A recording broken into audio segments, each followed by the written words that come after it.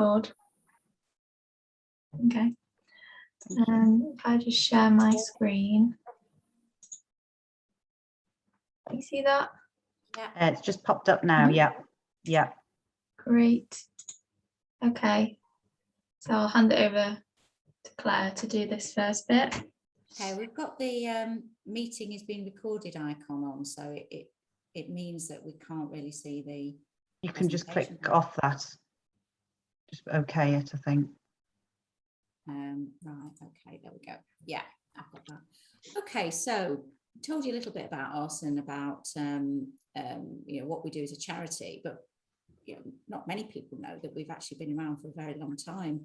I mean, the original charity was set up as groups of children's homes, believe it or not, to care for the children of railway workers who died in their job. So it just shows you how dangerous it was to work on the railways in the 1800s. But we were founded in 1858, so we've got a long history of being able to help people. You've got a couple of pictures on there. You've met us now, but a really important face as well is our president, Pete Waterman. Lots of you will know him as part of the Stock Aitken and Waterman record producers, music producers of the 80s and 90s, highly successful in the music business. But not everyone knows how passionate Pete is about the rail industry. He actually started his own career in rail and used to work in rail, and then at the weekends he'd go to Coventry as a DJ with all his records in a bag, and that's how he started his music career. So Pete is great for RBF. He's always out there as an ambassador, just like you guys, talking about the work that we do. He'll go out and he'll meet people. We have a special series of events based around Pete called Meet Pete. So if you'd ever like Pete to come up to your stations or meet any of your colleagues, please just let us know, and he'd be very happy to. And he's a great supporter of the charity. So we're very lucky to have him and members of our board of trustees as well, who all work in rail, who are great advocates for the charity. So that's it from me. Yeah. Okay, move on to Ryan. Brilliant. So we are a benevolent charity. So our main source of support is for our grants programs, and that is a maximum of £2,700, which we can help with a variety of different things, such as priority debts, falling behind on your rent or mortgage, energy bills, or council tax. We're currently supporting a few people now who are currently on the journey of being evicted, which is a very serious and stressful situation, and we're trying to guide them, give them the support they need to try and either reverse that or to help them if they do get evicted, such as moving costs and things like that. We can also help with things such as funerals. We helped recently during the COVID crisis, a current worker gentleman whose parents died within 9 days of each other, and one of them was due to COVID, and he had a double bill of funerals to pay, and we were there to step in and help him financially through that very stressful time for him. We can also help with other things such as essential furniture. We've just taken a call recently from a widow of a railway worker who's her and her sons. They're struggling at the moment. They can't afford beds. They don't have a bed between them. So hopefully we'll be able to step in and help there as well. There isn't much we wouldn't really consider. The only things we don't consider is non-priority debts. So that is such things as unsecured loans or credit cards, things like that. And we can't consider the cost of care either, such as care homes, because they're so expensive, and we are only funded by donations. Beyond our grants giving, we also have a smaller children's fund. It used to be called the Family Support Fund, and that is a maximum of £300. During the COVID crisis, we've seen a real need for families within the railway who are struggling to meet those essential child costs. So we have upped it from 200 to 300, and our criteria has changed from a household income not exceeding 40,000, where before it used to be 30. We've also have a partnership with Citizens Advice. So this is a free debt refill process that we have with them who can provide detailed, prioritised and specialist debt advice, which again, it complements the work that we do in trying to support our beneficiaries with the debts or financial issues that they're currently going through. Along with that, we also have a legal advice app. It's a free app with a ton of information to do with property, employment, tax, things like that. It's really good, and I'd advise anyone to download it. It's always a free resource to have. Through them, you can also contact a legal specialist through Law Express, who can provide more detailed support if needed on things such as consumer rights, property, things like that. And as well as that, me and Kate, it's just us two supporting the whole of the industry. And we are very experienced in what we do, and we continuously go on courses and try to improve our knowledge to provide the best support and guidance. So if we can't help you through our support we've just gone through, we will be able to point you in the right direction. So that was a very quick stop through how we can help. So any questions at the end, we can just go through. Thank you. Okay. There was a slide. Oh, sorry, Susie. I don't know where your It's okay. slide's gone. Do you just It's want to okay. talk a bit about it? Yeah, we can talk about, so that's sort of how we can help you, and we can help the people who work in rail who are struggling.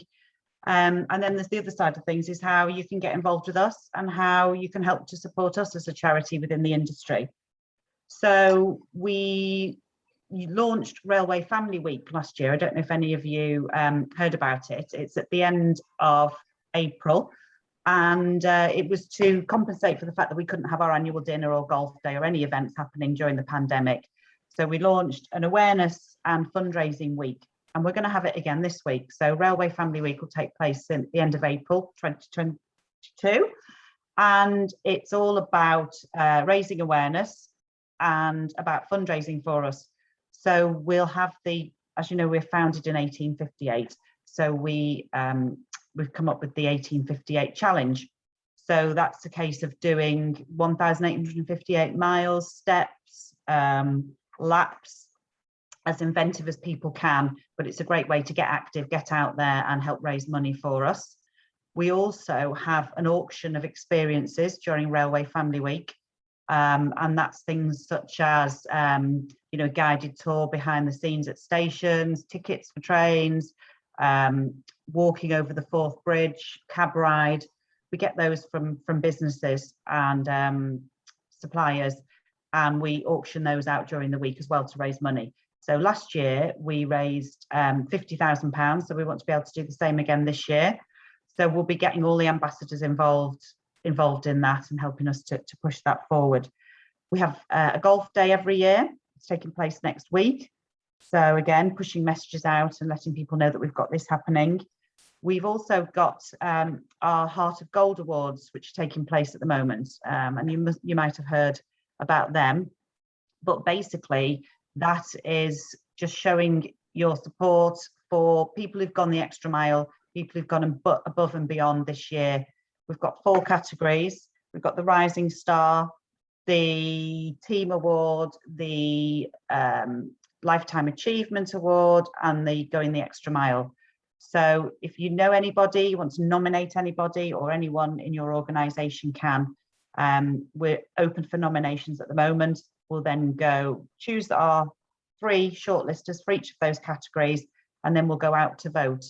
So we've raised money because these awards have been sponsored this year by different organisations, but the awareness and engagement side is just getting it out there to people, and celebrating the great people in rail who've done amazing things and supported each other. So we've got the Heart of Gold Awards, and we've also got Christmas coming up. It's a big fundraising time for us. We sell Christmas cards and calendars. So they'll be on sale for November. And we also sort of launch an appeal to raise as much money as we can to help children this Christmas. You know, Ryan's told you about all the people that we've helped this year. So everybody we've helped who has a child, we will give them a £40 voucher this Christmas to help them with presents for the children this year. We know it's a tough time for people, especially with the year that they've had, a couple of years that they've had. So we just want to make sure that children of railway families get the best Christmas they can this year. So we're here to help with, as Ryan said, the Children's Fund. You know, if people need help with winter coats, fuel bills this winter, you know, just putting food on the table, then that's what that Children's Fund is here for. And we'll be using our Christmas campaign to raise money for all those children of railway families that need some help. As Claire's mentioned as well, we've got Pete. Pete loves to get out and about. And if you want him to come and visit you, then just say, and we can bring him out and he can help spread the word about what we do and just, you know, get a bit of interest and help us spread the word. So there's also other things such as payroll giving and individual giving. So again, any contacts that you've got in payroll, we can make sure that we are on the list of people that you can give to. And that's something that, you know, comes in regularly. You know, even a pound a week adds up if a lot of people are doing it, and makes a huge difference to the work that we can do and the amount of people that we can support. And then, yes, we've obviously got you wonderful ambassadors, and the more ambassadors we can get on board, the better, because you help us push these messages out, spread the word, and, you know, help us on the ground. So I'll pass over to Faye, who'll tell you a bit more about the role of the ambassador. Okay, so an RBF ambassador essentially is someone who's passionate about helping their fellow rail workers, wants to get involved and do their bit for the industry they love, which obviously all of you do because you've all signed up to be ambassadors. As Claire mentioned before, we are a really small team. There's only 7 of us. So the ambassadors are really important because they're our eyes and ears on the ground. They can help people out where we can't. They can signpost people to us. So they're a really essential part of RBF, and we couldn't really do our jobs without them.